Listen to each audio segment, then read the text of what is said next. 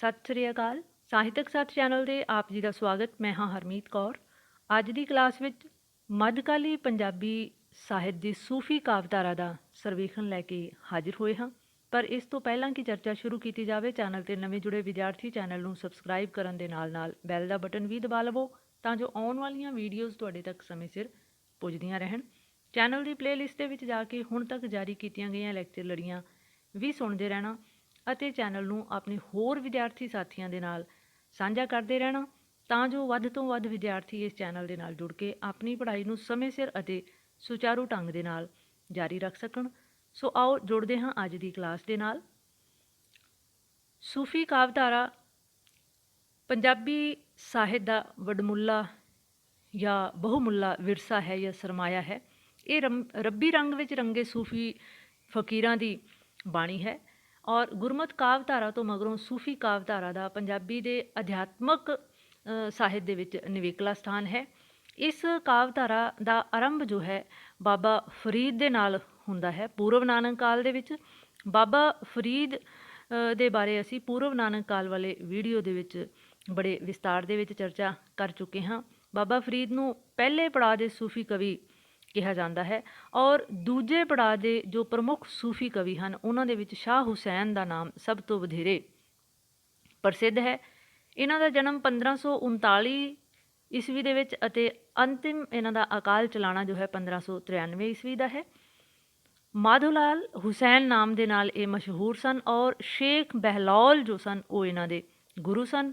ਇਹ ਮਲਾਮਤੀ ਸੰਪਰਦਾਇ ਦੇ ਨਾਲ ਸੰਬੰਧ ਰੱਖਣ ਵਾਲੇ ਸ਼ਾਇਰ ਸਨ ਔਰ ਮਸਤ ਮਲੰਗ ਸ਼ਾਇਰ ਸਨ ਇਹ, ਕਿਉਂਕਿ ਜੋ ਸ਼ਾਹ ਹੁਸੈਨ ਸਨ ਇਹ ਭੰਗ ਪੀਂਦੇ ਸਨ, ਸ਼ਰਾਬ ਪੀਂਦੇ ਸਨ ਅਤੇ ਆਪਣੇ ਆਪ ਨੂੰ ਮਲਾਮਤੀਆ ਅਖਵਾਉਂਦੇ ਸਨ। ਸ਼ਾਹ ਹੁਸੈਨ ਨੇ ਸੂਫੀ ਕਾਵਧਾਰਾ ਵਿੱਚ ਮਸਤੀ ਦਾ ਨਵਾਂ ਰੰਗ ਸ਼ਾਮਿਲ ਕੀਤਾ ਅਤੇ ਇਸ ਮਸਤੀ ਦੀ ਅਵਸਥਾ ਨੂੰ ਉਹ ਖੁਸ਼ੀ ਗਮੀ ਤੋਂ ਨਿਆਰਾ ਜਾਂ ਨਿਵੇਕਲਾ ਜਾਂ ਬਿਲਕੁਲ ਅਲੱਗ ਦੱਸਦੇ ਹਨ। ਉਹਨਾਂ ਦੀ ਕਵਿਤਾ ਦੇ ਵਿੱਚ ਇਸ ਦਾ, ਸ਼ਾਇਰੀ ਦੇ ਵਿੱਚ ਭਾਵ ਉਹਨਾਂ ਦੀਆਂ ਕਾਫੀਆਂ ਦੇ ਵਿੱਚ ਇਸ ਦਾ ਹਵਾਲਾ ਵੀ ਮਿਲਦਾ ਹੈ ਕਿ ਜ਼ਾਹਿਰ ਬਾਤਨ ਇੱਕ ਕਰ ਜਾਣਨ ਸਭ ਮੁਸ਼ਕਿਲ ਥੀਆ ਆਸਾਨ, ਸ਼ਾਦੀ ਗਮੀ ਨਾ ਦਿਲ ਤੇ ਮਾਨਣ ਸਦਾ ਰਹਿਣ ਮਸਤਾਨ। ਸ਼ਾਹ ਹੁਸੈਨ ਦੇ ਵਿਚਾਰ ਅਨੁਸਾਰ ਦਰਗਾਹ ਵਿੱਚ ਸੁਹਾਗਣ ਸੋਈ ਜੋ ਖੁੱਲ੍ਹ ਖੁੱਲ੍ਹ ਨੱਚ ਖਲੋਈ। ਸੋ ਇਸ ਤੋਂ ਸਪਸ਼ਟ ਹੁੰਦਾ ਹੈ ਕਿ ਉਹ ਮਸਤੀ ਅਤੇ ਖੇੜੇ ਦੇ ਸ਼ਾਇਰ ਸਨ ਔਰ ਸ਼ਰ੍ਹਾ ਦਾ ਜੋ ਸ਼ਰ੍ਹਾ ਹੈ ਇਸ ਦਾ ਖੁੱਲ੍ਹ ਕੇ ਖੰਡਨ ਕਰਦੇ ਹਨ। ਜਿਵੇਂ ਬਾਬਾ ਫਰੀਦ ਜੋ ਹਨ ਇਹ ਸ਼ਰ੍ਹਾ ਦੇ ਪਾਬੰਦ ਸਨ ਪਰ ਸ਼ਾਹ ਹੁਸੈਨ ਸ਼ਰ੍ਹਾ ਦਾ ਖੰਡਨ ਕਰਦੇ ਹਨ, ਨਿਖੇਧੀ ਕਰਦੇ ਹਨ ਜਾਂ ਆਲੋਚਨਾ ਕਰਦੇ ਹਨ। ਫਕੀਰੀ ਅਤੇ ਦਰਵੇਸ਼ੀ ਇਹਨਾਂ ਦਾ ਸੁਭਾਅ ਸੀ ਔਰ ਇਸ਼ਕ ਹਕੀਕੀ ਦੀਆਂ ਬਾਤਾਂ ਇਹਨਾਂ ਦੀ ਜੋ ਰਚਨਾ ਹੈ ਉਸ ਦੇ ਵਿੱਚ ਮਿਲਦੀਆਂ ਹਨ। ਨਿਮਰਤਾ, ਤਿਆਗ, ਸੰਸਾਰਿਕ ਨਾਸ਼ਵਾਨਤਾ, ਖੁਦਾ ਦੀ ਬੰਦਗੀ ਅਤੇ ਉਸ ਦੀ ਰਜ਼ਾ ਦੇ ਵਿੱਚ ਰਹਿਣਾ, ਇਹ ਇਹਨਾਂ ਦੀਆਂ ਜੋ ਕਾਫੀਆਂ ਹਨ ਇਹਨਾਂ ਦੇ ਮੁੱਖ ਵਿਸ਼ੇ ਹਨ। ਜਿਵੇਂ ਇਹ ਆਪਣੀ ਕਾਫੀਆਂ ਦੇ ਵਿੱਚ ਪੇਸ਼ ਵੀ ਕਰਦੇ ਹਨ। ਬਿਰਹੋਂ ਦਾ ਜੋ ਰੰਗ ਹੈ ਇਹਨਾਂ ਦੀਆਂ ਕਾਫੀਆਂ ਦੇ ਵਿੱਚ ਉਹ ਸਿਰ ਚੜ੍ਹ ਕੇ ਬੋਲਦਾ ਹੈ ਕਿ ਦਰਦ ਵਿਛੋੜੇ ਦਾ ਹਾਲ ਨਹੀਂ ਮੈਂ ਕਹਿਨੂੰ ਆਖਾਂ, ਬਿਰਹੋਂ ਪਿਆ ਮੇਰੇ ਖਿਆਲ ਨਹੀਂ ਮੈਂ ਕਹਿਨੂੰ ਆਖਾਂ। ਜਾਂ ਫਿਰ ਇਹਨਾਂ ਦੀਆਂ ਕਾਫੀਆਂ ਦੇ ਵਿੱਚ ਜੋ ਹੈ ਸੰਸਾਰਿਕ ਨਾਸ਼ਮਾਨਤਾ ਦਾ ਹਵਾਲਾ ਦਿੰਦੇ ਹੋਏ ਕਹਿੰਦੇ ਹਨ ਕਿ ਇੱਕ ਦਿਨ ਤੈਨੂੰ ਸੁਪਨਾ ਥੀ ਸਨ ਗਲੀਆਂ ਬਾਬਲ ਵਾਲੀਆਂ, ਉੱਡ ਗਏ ਭੌਰ ਫੁੱਲਾਂ ਦੇ ਕੋਲੋਂ ਸਣ ਪੱਤਰਾਂ ਸਣ ਡਾਲੀਆਂ। ਸੋ ਇਸ ਤਰ੍ਹਾਂ ਜੋ ਸ਼ਾਹ ਹੁਸੈਨ ਹਨ ਉਹਨਾਂ ਨੂੰ ਨਵੀਨ ਪੰਜਾਬੀ ਵਿੱਚ ਲਿਖਣ ਵਾਲਾ ਪਹਿਲਾ ਸੂਫੀ ਕਵੀ ਕਿਹਾ ਜਾਂਦਾ ਹੈ। ਹਾਲਾਂਕਿ ਜੋ ਬਾਬਾ ਫਰੀਦ ਸਨ ਇਹਨਾਂ ਨੂੰ ਪੁਰਾਤਨ ਸਾਹਿਤ ਵਿੱਚ ਨਵੀਨ ਵਿਚਾਰਾਂ ਦੇ ਕਵੀ ਕਿਹਾ ਜਾਂਦਾ ਹੈ ਔਰ ਜੋ ਸ਼ਾਹ ਹੁਸੈਨ ਹਨ ਇਹਨਾਂ ਨੂੰ ਜੋ ਹੈ ਨਵੀਨ ਪੰਜਾਬੀ ਵਿੱਚ ਲਿਖਣ ਵਾਲਾ ਪਹਿਲਾ ਸੂਫੀ ਕਵੀ ਕਿਹਾ ਜਾਂਦਾ ਹੈ। ਔਰ ਇਸ਼ਕ ਹਕੀਕੀ ਦੀਆਂ ਬਾਤਾਂ ਜਿਹੜੀਆਂ ਹਨ ਇਹਨਾਂ ਦੀ ਕਵਿਤਾ ਦੇ ਵਿੱਚ ਉਹ ਸਿਰ ਚੜ੍ਹ ਕੇ ਬੋਲਦੀਆਂ ਹਨ। ਜਿਵੇਂ ਇਸ਼ਕ ਫਕੀਰਾਂ ਦਾ ਕਾਇਮ ਦਾਇਮ, ਕਬਹੂ ਨਾ ਥੀਵੇ ਬੇਹਾ, ਤੈਨੂੰ ਰੱਬ ਨਾ ਭੁੱਲਈ, ਦੁਆਏ ਫਕੀਰਾਂ ਦੀ ਇਹਾ ਵੇ ਤੈਨੂੰ ਰੱਬ ਨਾ ਭੁੱਲਈ। ਜਾਂ ਇਹਨਾਂ ਦੀ ਕਵਿਤਾ ਦੇ ਵਿੱਚ ਜੋ ਹੈ ਮੱਧਕਾਲ ਦੇ ਸੂਫੀ ਸਾਹਿਤ ਦਾ ਸ਼੍ਰੋਮਣੀ ਕਵੀ ਅਖਵਾਉਣ ਦਾ ਜੋ ਝਲਕਾਰਾ ਪੈਂਦਾ ਹੈ, ਕਿਉਂਕਿ ਇਹਨਾਂ ਦੀਆਂ ਕਵਿਤਾਵਾਂ ਦੇ ਵਿੱਚ ਜੋ ਰੂਪਕ ਪੱਖ ਤੋਂ ਜੋ ਉਪਮਾਵਾਂ ਲਈਆਂ ਹਨ ਉਹ ਜੋ ਸਾਡੇ ਚੌਗਿਰਦੇ ਦਾ ਜੋ ਜਾਂ ਘਰੇਲੂ ਜੋ ਪ੍ਰਤੀਕ ਹਨ ਉਹ ਇਹਨਾਂ ਨੇ ਚੁਣੇ ਹਨ। ਜਿਵੇਂ ਚਰਖਾ ਹੈ, ਪੂਣੀ, ਦਾਜ ਜਾਂ ਪੱਛੀ, ਇਹ ਇਹਨਾਂ ਦੀਆਂ ਕਵਿਤਾਵਾਂ ਦੇ ਵਿੱਚ ਪ੍ਰਤੀਕ ਵਜੋਂ ਉੱਭਰ ਕੇ ਸਾਹਮਣੇ ਆਏ ਹਨ ਔਰ ਇਹਨਾਂ ਦੀ ਜੋ ਕਾਫੀਆਂ ਹਨ ਉਹਨਾਂ ਦਾ ਰੰਗ ਜੋ ਹੈ ਬੇਹੱਦ ਮੌਲਿਕ ਅਤੇ ਨਿਵੇਕਲਾ ਹੈ। ਇਸ ਤੋਂ ਅਗਲੇ ਸ਼ਾਇਰ ਜੋ ਹਨ ਸ਼ਾਹ ਹੁਸੈਨ ਤੋਂ ਬਾਅਦ ਸੁਲਤਾਨ ਬਾਹੂ ਹਨ। ਸੁਲਤਾਨ ਬਾਹੂ ਦਾ ਜੋ ਜਨਮ ਸਮਾਂ ਹੈ ਉਹ 1631 ਦਾ ਅਤੇ 1691 ਦੇ ਵਿੱਚ ਇਹਨਾਂ ਦਾ ਦੇਹਾਂਤ ਹੁੰਦਾ ਹੈ। ਇਹ ਯਾਦ ਰੱਖਣ ਵਾਲੀਆਂ ਤਾਰੀਖਾਂ ਜੋ ਹਨ, ਸ਼ਾਹ ਹੁਸੈਨ ਦਾ ਜਨਮ ਸਮਾਂ 39 ਅਤੇ 39 ਨੂੰ ਜਦੋਂ ਅਸੀਂ ਉਲਟਾ ਦਿੰਦੇ ਹਾਂ ਤਾਂ ਉਹ 1593 ਬਣ ਜਾਂਦਾ ਹੈ। ਔਰ ਠੀਕ ਇਸੇ ਤਰ੍ਹਾਂ 1631 ਅਤੇ 91 ਜੋ ਹੈ ਇਹਨਾਂ ਦਾ ਵੀ ਜੇਕਰ ਅਸੀਂ ਵੇਖੀਏ ਤਾਂ ਬੜਾ ਗਹਿਰਾ ਸੰਬੰਧ ਹੈ।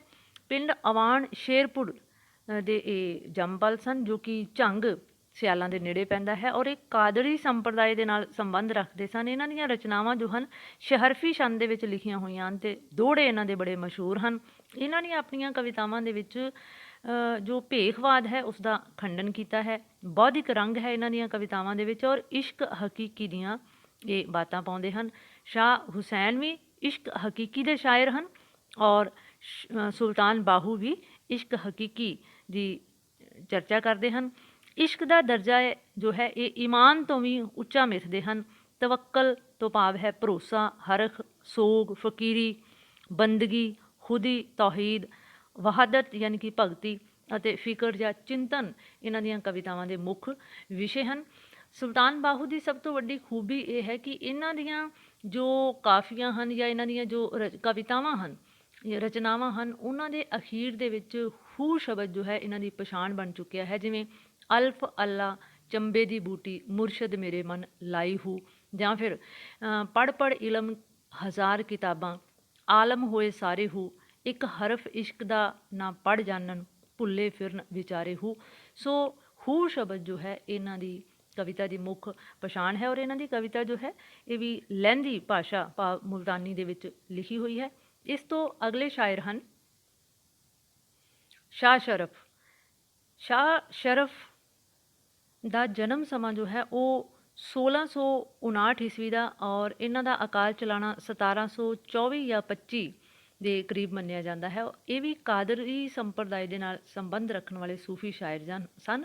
ਇਹਨਾਂ ਦਾ ਜਨਮ ਬਟਾਲਾ ਵਿਖੇ ਹੋਇਆ ਸੀ, ਔਰ ਇਹਨਾਂ ਨੇ ਪ੍ਰਮੁੱਖ ਕਾਫੀਆਂ ਜੋ ਲਿਖੀਆਂ ਹਨ ਉਹ ਇਹਨਾਂ ਦੀ ਪਛਾਣ ਹੈ, ਜਿਨ੍ਹਾਂ ਦੇ ਵਿੱਚ ਅੰਤਾਂ ਦਾ ਸੋਜ਼ ਅਤੇ ਦਰਦ ਵਿਦਮਾਨ ਹੈ।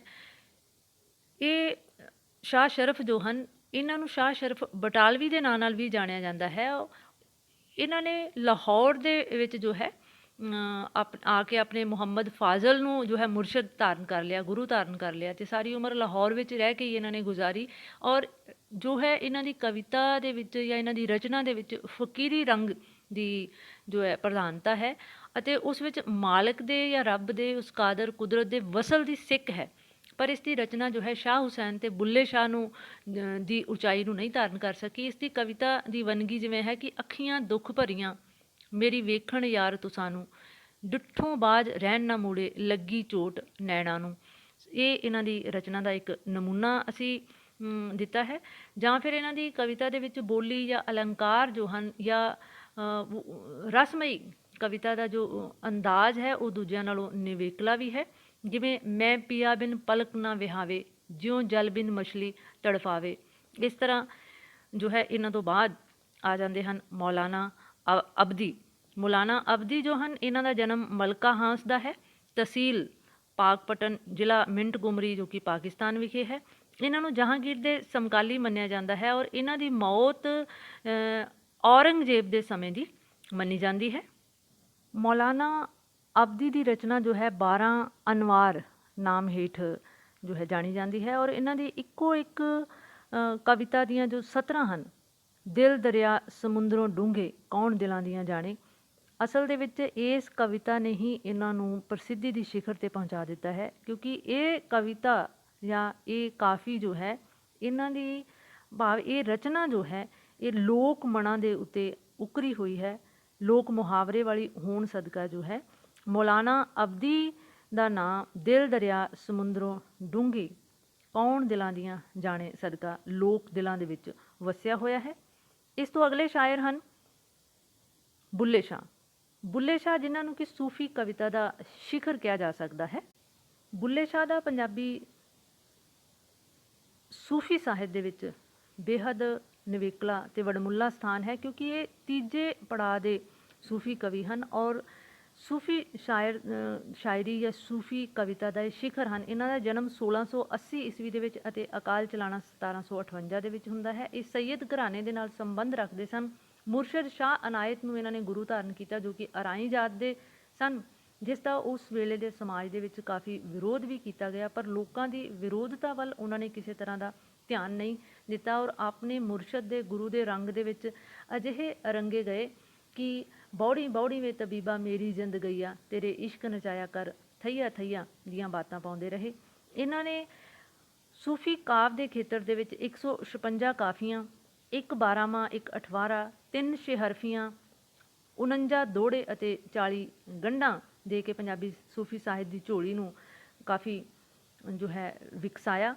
ਇਹ ਕਾਦਰੀ ਸੰਪਰਦਾਇ ਦੇ ਨਾਲ ਸੰਬੰਧ ਰੱਖਦੇ ਸਨ ਅਤੇ ਮੁਰਸ਼ਦ ਦੀ ਭਗਤੀ, ਗੁਰੂ ਦੀ ਭਗਤੀ ਅਤੇ ਇਸ਼ਕ ਹਕੀਕੀ ਦੇ ਵਿੱਚ ਵਿਸ਼ਵਾਸ ਰੱਖਣ ਵਾਲੇ ਸਨ। ਇਹਨਾਂ ਨੂੰ ਆਪਣੇ ਮੁਰਸ਼ਦ ਜਾਂ ਗੁਰੂ ਉੱਤੇ ਪੂਰਨ ਭਰੋਸਾ ਸੀ ਔਰ ਉਸ ਦੀ ਰਜ਼ਾ ਦੇ ਵਿੱਚ ਰਾਜੀ ਰਹਿਣਾ ਔਰ ਸ਼ੁਕਰ ਕਰਨਾ ਔਰ ਨੇਕ ਅਮਲਾਂ 'ਤੇ ਜ਼ੋਰ ਦੇਣਾ ਇਹਨਾਂ ਦੀ ਸਭ ਤੋਂ ਵੱਡੀ ਖੂਬੀ ਸੀ ਔਰ ਵਿਖਾਵੇ ਦੀ ਭਗਤੀ ਦਾ ਇਹ ਵਿਰੋਧ ਕਰਨ ਵਾਲੇ ਸਨ। ਸਮਕਾਲੀ ਸਮਾਜ ਦੀ ਇਹਨਾਂ ਨੇ ਆਲੋਚਨਾ ਕੀਤੀ ਹੈ ਔਰ ਅਦਵੈਤਵਾਦੀ ਚਿੰਤਨ ਇਹਨਾਂ ਦੀਆਂ ਕਵਿਤਾਵਾਂ ਦੇ ਵਿੱਚ ਰਮਿਆ ਹੋਇਆ ਹੈ। ਸਭ ਨਾਲ ਪਿਆਰ ਅਤੇ ਰੱਬ ਵਿੱਚ ਆਪਣੇ ਆਪ ਨੂੰ ਗਰਕ ਕਰ ਦੇਣ ਵਾਲੀ ਭਾਵਨਾ ਜਾਂ ਗੁਣ ਜਿਹੜੇ ਸਨ ਉਹ ਬੁੱਲੇ ਸ਼ਾਹ ਦੀ ਕਵਿਤਾ ਦੇ ਵਿੱਚ ਮੌਜੂਦ ਸਨ। ਉਸ ਦੀ ਕਵਿਤਾ ਵਿੱਚ ਰੱਬੀ ਇਸ਼ਕ ਦਾ ਦਰਿਆ ਅਸਲ ਦੇ ਵਿੱਚ ਠਾਠਾ ਮਾਰਦਾ ਸੀ। ਇਹ ਇੱਕ ਅਜਿਹਾ ਸੂਫੀ ਸ਼ਾਇਰ ਸੀ ਜਿਸ ਦੀ ਕਵਿਤਾ ਦੇ ਵਿੱਚ ਸਰਬ ਵਿਆਪੀ ਅਨੁਭਵ ਦਾ ਰੰਗ ਜੋ ਸੀ ਉਹ ਬਿਖਰਿਆ ਹੋਇਆ ਸੀ ਔਰ ਸੂਫੀ ਕਾਵਧਾਰਾ ਨੂੰ ਇਹਨਾਂ ਨੇ ਆਪਣੀਆਂ ਕਾਫੀਆਂ ਦੇ ਸਦਕਾ ਸ਼ਿਖਰਾਂ 'ਤੇ ਪਹੁੰਚਾਇਆ ਔਰ ਆਪਣੇ ਜੋ ਗੁਰੂ ਸਨ ਇਹਨਾਂ ਦੇ ਸ਼ਾਹ ਇਨਾਇਤ ਜਾਂ ਮੁਰਸ਼ਦ ਜੋ ਸਨ ਉਹਨਾਂ ਦੇ ਬਾਰੇ ਉਹਨਾਂ ਦੇ ਵਿੱਚ ਇੰਨਾ ਵਿਸ਼ਵਾਸ ਸੀ, ਇੰਨਾ ਦ੍ਰਿੜ ਇਰਾਦਾ ਇਹਨਾਂ ਦਾ ਜੋ ਕਾਇਮ ਸੀ ਉਹਨਾਂ ਦੇ ਦੀ ਭਗਤੀ ਦੇ ਵਿੱਚ ਕਿ ਲਿਖਦੇ ਨੇ ਕਿ ਜਿਹੜਾ ਸਾਨੂੰ ਸੈਯਦ ਆਖੇ ਦੋਜਖ ਮਿਲਨ ਸਜਾਈਆਂ, ਜਿਹੜਾ ਸਾਨੂੰ ਅਰਾਈ ਆਖੇ ਭਿਸ਼ਤੀ ਪਿੰਘਾਂ ਪਾਈਆਂ। ਔਰ ਰੱਬ ਦੀ ਭਗਤੀ ਬਾਰੇ ਉਹਨਾਂ ਦਾ ਵਿਚਾਰ ਸੀ ਜਾਂ ਯਕੀਨ ਸੀ ਕਿ ਬੁੱਲਿਆ ਰੱਬ ਦਾ ਕੀ ਪਾਉਣਾ, ਇੱਧਰੋਂ ਪੁੱਟਣਾ ਅਤੇ ਉੱਧਰ ਲਾਉਣਾ। ਇਸ ਤੋਂ ਅਗਲੇ ਸ਼ਾਇਰ ਜੋ ਹਨ ਉਹ ਹਨ ਅਲੀ ਹੈਦਰ, ਜਿਨ੍ਹਾਂ ਨੇ ਸੂਫੀ ਜੋ ਕਵਿਤਾ ਸੀ ਜਾਂ ਸੂਫੀ ਸਾਹਿਤ ਜੋ ਸੀ ਉਹਦੇ ਵਿੱਚ ਕਾਫੀ ਉੱਚ ਪਾਏ ਦੀ ਰਚਨਾ ਕੀਤੀ। ਇਸ ਲਈ ਜੋ ਹੈ ਅਲੀ ਹੈਦਰ ਜੋ ਹਨ ਇਹਨਾਂ ਦਾ ਜਨਮ ਪਿੰਡ ਕਾਜ਼ੀਆਂ, ਜ਼ਿਲ੍ਹਾ ਮੁਲਤਾਨ, ਪਾਕਿਸਤਾਨ ਦੇ ਵਿੱਚ ਹੋਇਆ। ਇਹਨਾਂ ਦੇ ਪਿਤਾ ਦਾ ਨਾਮ ਸ਼ੇਖ ਮੁਹੰਮਦ ਆਮੀਰ ਸੀ, ਜੋ ਇਹ ਫਾਰਸੀ ਦੇ ਵਿਦਵਾਨ ਕਵੀ ਸਨ ਔਰ 5 ਛੇਹਰਫੀਆਂ ਅਤੇ 12ਵਾਂ ਅਤੇ ਇੱਕ ਬੈਂਤ ਜੋ ਹੈ ਭਾਵ ਕਿੱਸਾ ਜੋ ਹੈ ਇਹਨਾਂ ਦਾ ਲਿਖਿਆ ਮਿਲਦਾ ਹੈ ਹੀਰ ਦਾ। ਕਾਦਰੀ ਸੰਪਰਦਾਇ ਦੇ ਨਾਲ ਇਹ ਸੰਬੰਧ ਰੱਖਦੇ ਸਨ ਅਤੇ ਜੋ ਚਿਸ਼ਤੀ ਸੰਪਰਦਾਇ ਸੀ ਜਾਂ ਸਿਲਸਿਲਾ ਸੀ ਇਹਨਾਂ ਦੇ ਵਿੱਚ ਵੀ ਇਹਨਾਂ ਦੀ ਪੂਰੀ ਸ਼ਰਧਾ ਸੀ। ਅਲੀ ਹੈਦਰ ਇੱਕ ਅਜਿਹੇ ਸ਼ਾਇਰ ਸਨ ਕਿ ਇੱਕ ਸਾਧਕ ਜਾਂ ਇੱਕ ਸੂਫੀ ਦੇ ਲਈ ਇਸ਼ਕ ਨੂੰ ਸ਼ਰਾਬ ਦੇ ਪਿਆਲੇ ਵਾਂਗ ਸਮਝਦੇ ਸਨ। ਭਾਵ ਸੂਫੀ ਜਾਂ ਸਾਧਕ ਦੇ ਲਈ ਇਸ਼ਕ ਜੋ ਹੈ ਇੱਕ ਨਸ਼ਾ ਹੈ ਜਿਸ ਦੇ ਰੰਗ ਦੇ ਵਿੱਚ ਮਸਤ ਹੋ ਕੇ ਸਾਧਕ ਜੋ ਹੈ ਉਹ ਇਸ ਦੁਨੀਆ ਦੇ ਵਿੱਚ ਰਹਿੰਦਿਆਂ ਹੋਇਆਂ ਮਾਣ ਹਾਸਿਲ ਕਰਦਾ ਹੈ। ਇਸ ਤੋਂ ਅਗਲੇ ਸ਼ਾਇਰ ਆ ਜਾਂਦੇ ਹਨ ਸੈਯਦ ਗੁਲਾਮ ਕਾਦਿਰ ਸ਼ਾਹ। ਸੈਯਦ ਗੁਲਾਮ ਕਾਦਿਰ ਸ਼ਾਹ ਦਾ ਜਨਮ 1707 ਈਸਵੀ ਨੂੰ ਬਟਾਲਾ ਵਿਖੇ ਹੋਇਆ ਮੰਨਿਆ ਜਾਂਦਾ ਹੈ ਔਰ ਇਹ ਗੁਰਦਾਸਪੁਰ ਦੇ ਨੇੜੇ ਹੈ ਬਟਾਲਾ। ਮਸਨਵੀ ਰਮਜ਼ੂਲ ਜੋ ਹੈ ਇਹਨਾਂ ਦੀ ਰਚਨਾ ਹੈ ਔਰ ਮਸਨਵੀ ਰਮਜ਼ੂਲ ਇਸ਼ਕ ਔਰ ਸ਼ੇਹਰਫੀ ਗਜ਼ਲਾਂ ਅਤੇ ਸਾਂਝਾਂ ਲਿਖ ਕੇ ਇਹਨਾਂ ਨੇ ਪੰਜਾਬੀ ਸੂਫੀ ਸਾਹਿਤ ਦੇ ਵਿੱਚ ਆਪਣਾ ਯੋਗਦਾਨ ਪਾਇਆ। ਇਸ ਤੋਂ ਅਗਲੇ ਸ਼ਾਇਰ ਸੂਫੀ ਸ਼ਾਇਰ ਹਨ ਬਾਬਾ ਵਜੀਦ, ਜਿਨ੍ਹਾਂ ਦਾ ਜਨਮ 1718 ਦੇ ਨੇੜੇ ਦਾ ਮੰਨਿਆ ਜਾਂਦਾ ਹੈ। ਇਹਨਾਂ ਦੇ ਲਿਖੇ ਹੋਏ ਸ਼ਬਦ, ਸ਼ਲੋਕ, ਦੋਹਰਾ, ਮਾਜ਼ ਅਤੇ ਦੂਤੀਏ ਪੰਜਾਬੀ ਸੂਫੀ ਸਾਹਿਤ ਦੇ ਵਿੱਚ ਖਾਸਾ ਨਿਵੇਕਲਾ ਸਥਾਨ ਰੱਖਦੇ ਹਨ ਔਰ ਵਜੀਦ ਜੀ ਬਾਰੇ ਸਾਹਿਤਕ ਸੱਥ ਚੈਨਲ ਦੇ ਉੱਤੇ ਇੱਕ ਖਾਸ ਵੀਡੀਓ ਵੀ ਬਣਾ ਕੇ ਐਡ ਕੀਤੀ ਹੋਈ ਹੈ। ਇਹਨਾਂ ਬਾਰੇ ਜ਼ਿਆਦਾ ਡਿਟੇਲ ਦੇ ਵਿੱਚ ਵਿਸਤਾਰ ਦੇ ਵਿੱਚ ਜਾਣਨ ਦੇ ਲਈ ਵਿਦਿਆਰਥੀ ਬਾਬਾ ਵਜੀਦ ਦੇ ਜੀਵਨ ਅਤੇ ਰਚਨਾ ਪ੍ਰਕਿਰਿਆ ਵਾਲੀ ਜੋ ਵੀਡੀਓ ਹੈ ਉਸ ਦੇ ਵਿੱਚੋਂ ਮੈਟਰ ਐਡ ਕਰ ਸਕਦੇ ਹਨ। ਅਗਲੇ ਸ਼ਾਇਰ ਜੋ ਹਨ ਉਹ ਹਨ ਫਰਦ ਫਕੀਰ। ਇਹਨਾਂ ਦਾ ਸਮਾਂ 1720 ਤੋਂ 1790 ਈਸਵੀ ਦਾ ਹੈ। ਇਹ ਗੁਜਰਾਤ ਵਿਖੇ ਜਨਮਦੇ ਹਨ, ਜੋ ਕਿ ਪਾਕਿਸਤਾਨੀ ਗੁਜਰਾਤ ਭਾਵ ਗੁਜਰਾਤ ਦਾ ਇੱਕ ਹਿੱਸਾ ਹਿੰਦੁਸਤਾਨ ਦੀ ਧਰਤੀ 'ਤੇ ਹੈ ਔਰ ਕੁਝ ਹਿੱਸਾ ਪਾਕਿਸਤਾਨ ਦੇ ਵਿੱਚ ਹੈ। ਸੋ ਇਹ ਪਾਕਿਸਤਾਨੀ ਗੁਜਰਾਤ ਦੀ ਧਰਤੀ 'ਤੇ ਇਹਨਾਂ ਦਾ ਜਨਮ ਹੋਇਆ ਔਰ ਦਲੇਰੀ ਇਹਨਾਂ ਦੀ ਕਵਿਤਾ ਦਾ ਸਭ ਤੋਂ ਵੱਡਾ ਪਛਾਣ ਹੈ ਜਾਂ ਗਹਿਣਾ ਕਿਹਾ ਜਾ ਸਕਦਾ ਹੈ। ਇਸ ਤੋਂ ਅਗਲੇ ਸ਼ਾਇਰ ਜੋ ਹਨ ਉਹ ਹਨ ਸੈਯਦ ਹਾਸ਼ਮ ਸ਼ਾਹ।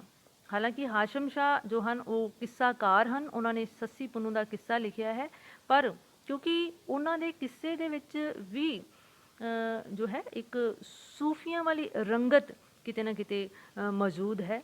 ਸੋ ਇਹਨਾਂ ਦਾ ਜਨਮ ਜੋ ਹੈ 1735 ਈਸਵੀ ਦੇ ਵਿੱਚ ਅਤੇ 1843 ਦੇ ਵਿੱਚ ਇਹਨਾਂ ਦਾ ਅਕਾਲ ਚਲਾਣਾ ਹੁੰਦਾ ਹੈ। ਇਹ ਜਗਦੇਵ ਕਲਾਂ ਅੰਮ੍ਰਿਤਸਰ ਦੇ ਵਿਖੇ ਇਹਨਾਂ ਦਾ ਜਨਮ ਹੋਇਆ ਔਰ ਉੱਘਾ ਜੋ ਹੈ ਕਿੱਸਾਕਾਰ ਵੀ ਹੈ ਔਰ ਸੂਫੀ ਕਾਵ ਦੇ ਖੇਤਰ ਦੇ ਵਿੱਚ ਵੀ ਇਹਨਾਂ ਨੇ ਆਪਣਾ ਯੋਗਦਾਨ ਪਾਇਆ ਹੈ।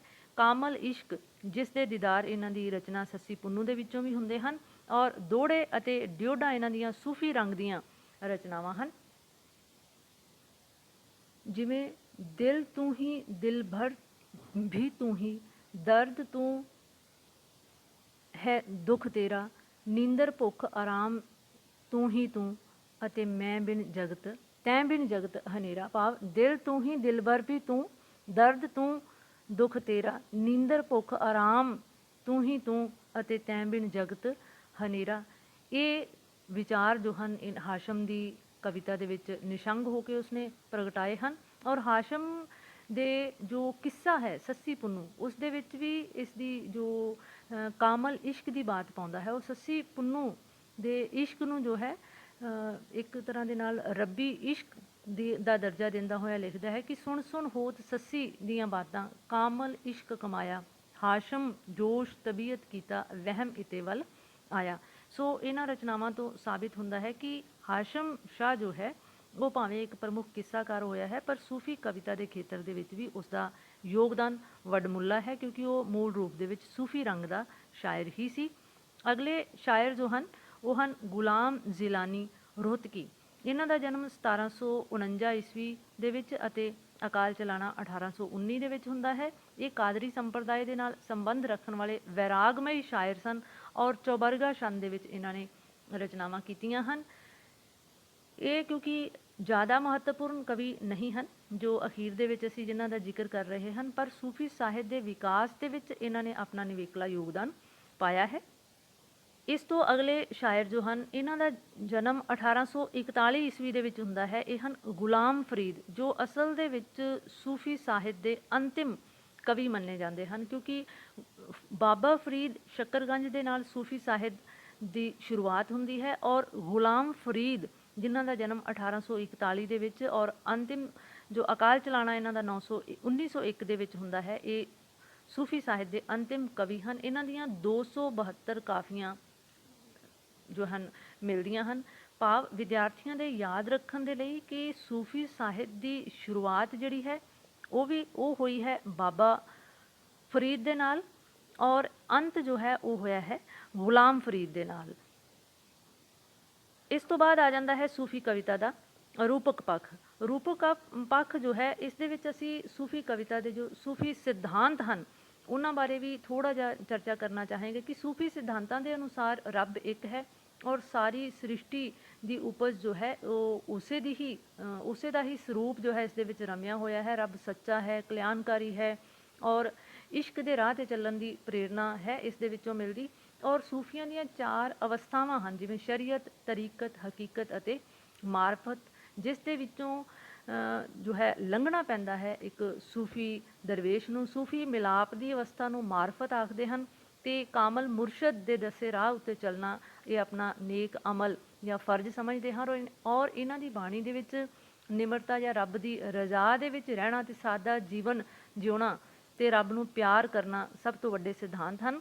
ਸੂਫੀ ਸ਼ਾਇਰਾਂ ਦੀ ਜੋ ਬੋਲੀ ਹੈ ਫਕੀਰੀ ਰੰਗਣ ਦੇ ਵਿੱਚ ਰੰਗੀ ਹੋਈ ਬੋਲੀ ਹੈ ਔਰ ਸੂਫੀ ਕਵੀਆਂ ਨੇ ਸਾਦੀ, ਠੇਠ ਅਤੇ ਆਮ ਬੋਲਚਾਲ ਦੇ ਮੁਹਾਵਰੇ ਵਾਲੀ ਬੋਲੀ ਦੀ ਵਰਤੋਂ ਕੀਤੀ ਹੈ। ਇਸੇ ਕਰਕੇ ਹੀ ਇਹ ਸਾਹਿਤ ਜੋ ਹੈ ਲੋਕ ਮਨ ਦੇ ਵਿੱਚ ਅੱਜ ਤੱਕ ਵਸਿਆ ਹੋਇਆ ਹੈ। ਜਿੱਥੋਂ ਤੱਕ ਛੰਦ ਦਾ ਸਵਾਲ ਹੈ, ਛੰਦਾਬੰਦੀ ਦੇ ਪੱਖ ਤੋਂ ਸੂਫੀ ਕਵਿਤਾ ਬੜੀ ਅਮੀਰ ਹੈ ਕਿਉਂਕਿ ਸੂਫੀ ਕਵੀਆਂ ਨੇ ਆਪਣੇ ਅਧਿਆਤਮਕ ਅਨੁਭਵ ਜਿਹੜੇ ਨੇ ਉਹਨਾਂ ਨੂੰ ਲੋਕਾਂ ਤੱਕ ਪਹੁੰਚਾਉਣ ਦੇ ਲਈ ਬੜੇ ਸੌਖੇ ਅਤੇ ਸਰਲ ਅਤੇ ਲੋਕਪ੍ਰਿਯ ਜਿਹੜਾ ਉਸ ਵੇਲੇ ਦਾ ਮੁਹਾਵਰਾ ਹੈ ਉਸ ਨੂੰ ਵਰਤਿਆ ਹੈ।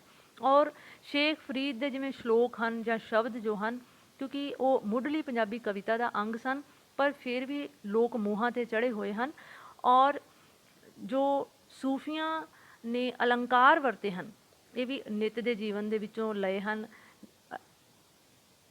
ਅਤੇ ਸੂਫੀ ਕਵਿਤਾ ਦੇ ਲੋਕਪ੍ਰਿय ਹੋਣ ਦਾ ਸਭ ਤੋਂ ਵੱਡਾ ਕਾਰਨ ਹੀ ਜੋ ਲੋਕ ਮੁਹਾਵਰੇ ਵਾਲੇ ਜਾਂ ਪ੍ਰਚਲਿਤ ਛੰਦਾਂ ਦੀ ਜੋ ਉਹਨਾਂ ਨੇ ਵਰਤੋਂ ਕੀਤੀ ਹੈ ਔਰ ਘਰੋਗੀ ਅਲੰਕਾਰਾਂ ਨੂੰ ਵਰਤਿਆ ਹੈ, ਇਹ ਇਸ ਦੀ ਜੋ ਹੈ ਲੋਕਪ੍ਰਿਯਤਾ ਦਾ ਸਭ ਤੋਂ ਵੱਡਾ ਕਾਰਨ ਹੈ। ਔਰ ਸਭ ਤੋਂ ਨਿਵੇਕਲਾ ਰੰਗ ਜੋ ਹੈ ਉਹ ਹੈ ਸਰੋਦੀ ਰੰਗ, ਕਿਉਂਕਿ ਸੂਫੀ ਸ਼ਾਇਰਾਂ ਦੀਆਂ ਜਿਹੜੀਆਂ ਰਚਨਾਵਾਂ ਹਨ ਜਾਂ ਬਾਣੀ ਹੈ ਜਾਂ ਜੋ ਕਾਫੀਆਂ ਹਨ, ਉਹਨਾਂ ਦੇ ਵਿੱਚ ਸੰਗੀਤਾਤਮਕ ਅੰਸ਼ ਜੋ ਹੈ ਉਹ ਕੁੱਟ-ਕੁੱਟ ਕੇ ਭਰਿਆ ਹੋਇਆ ਹੈ।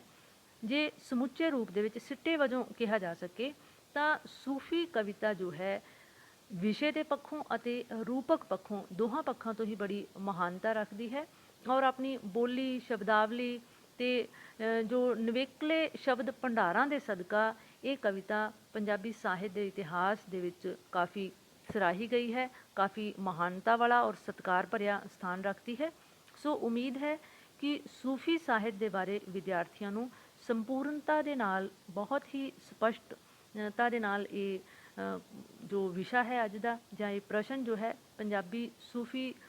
ਪੰਜਾਬੀ ਕਵਿਤਾ ਦੇ ਵਿੱਚ ਸੂਫੀ ਸਾਹਿਤ ਦਾ ਕੀ ਸਥਾਨ ਹੈ, ਇਹ ਸਪਸ਼ਟ ਹੋ ਗਿਆ ਹੋਵੇਗਾ। ਕਿਉਂਕਿ ਬਾਬਾ ਫਰੀਦ ਤੋਂ ਸ਼ੁਰੂ ਹੋ ਕੇ ਸੂਫੀ ਕਵਿਤਾ ਵੱਖ-ਵੱਖ ਪੜਾਵਾਂ ਨੂੰ, ਦੂਜੇ ਪੜਾਅ ਦੇ ਵਿੱਚ ਹਾਸ਼ਮ ਅਤੇ ਤੀਜੇ ਪੜਾਅ ਦੇ ਵਿੱਚ ਬੁੱਲੇ ਸ਼ਾਹ ਦੇ ਵਿੱਚੋਂ ਲੰਘਦੀ ਹੋਈ ਅੰਤ ਗੁਲਾਮ ਫਰੀਦ ਤੱਕ ਜੋ ਹੈ ਪੁੱਜਦੀ ਹੈ। ਔਰ ਇਸ ਦਾ ਹਰ ਪੜਾਅ ਜੋ ਹੈ ਉਹ ਆਪਣੇ ਆਪ ਦੇ ਵਿੱਚ ਨਿਵੇਕਲਾ ਹੈ ਔਰ ਸੂਫੀ ਕਵਿਤਾ ਨੂੰ ਉਚਾਈਆਂ ਤੱਕ ਪਹੁੰਚਾਉਣ ਵਾਲਾ ਹੈ। ਸੋ ਉਮੀਦ ਹੈ ਕਿ ਇਹ ਅੱਜ ਦੀ ਜੋ ਵੀਡੀਓ ਹੈ ਵਿਦਿਆਰਥੀਆਂ ਦੇ ਲਈ, ਭਾਵੇਂ ਉਹ BA ਭਾਗ ਦੂਜਾ ਦੇ ਵਿਦਿਆਰਥੀ ਹਨ, BA ਤੀਜਾ ਭਾਗ ਦੇ ਵਿਦਿਆਰਥੀ ਹਨ, ਜਾਂ ਫਿਰ MA ਦੇ ਵਿਦਿਆਰਥੀ ਹਨ, ਜਾਂ ਹੋਰ ਵੀ ਕੰਪੀਟੀਟਿਵ ਐਗਜ਼ਾਮਸ ਦੀ ਤਿਆਰੀ ਕਰ ਰਹੇ ਵਿਦਿਆਰਥੀ, ਉਹਨਾਂ ਦੇ ਲਈ ਕਾਫੀ ਲਾਹੇਵੰਦ ਸਾਬਿਤ ਹੋਵੇਗੀ। ਇਸੇ ਉਮੀਦ ਦੇ ਨਾਲ ਕਿ ਤੁਸੀਂ ਨਿਰੰਤਰ ਇਸ ਚੈਨਲ ਨੂੰ ਅੱਗੇ ਆਪਣੇ ਹੋਰ ਵਿਦਿਆਰਥੀਆਂ ਦੇ ਨਾਲ ਸਾਂਝਾ ਕਰਦੇ ਰਹੋ। ਮਿਲਾਂਗੇ ਕਿਸੇ ਹੋਰ ਵੀਡੀਓ ਦੇ ਵਿੱਚ ਦੁਬਾਰਾ, ਤਦ ਤੱਕ ਲਈ ਇਜਾਜ਼ਤ। ਧੰਨਵਾਦ।